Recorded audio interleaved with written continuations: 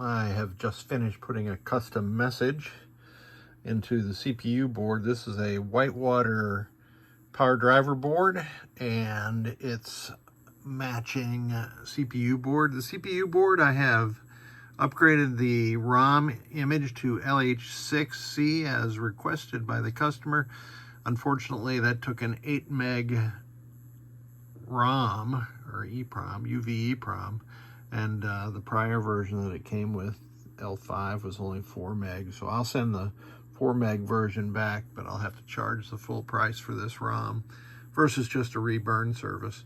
I have cleanly removed the 6264 and installed a Ramtron NVRAM. C31's been changed out. The power header at J210 has been changed out. And we have a 4.27 voltage watchdog installed in the center of the board. The driver board was more problematic.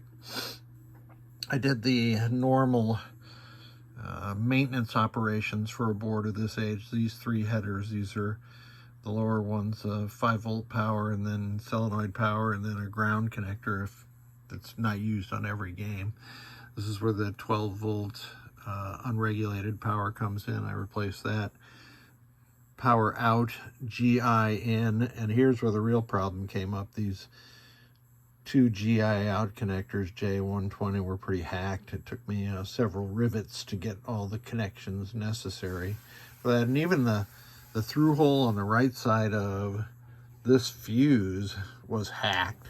So I had to remove the fuse and install a rivet. Good to go now.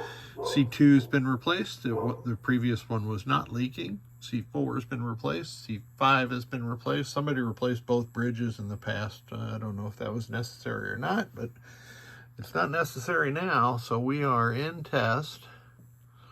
And let me get the connector back on there.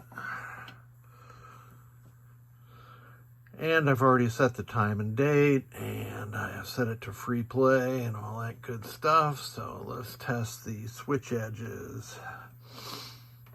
Going across the diagonal.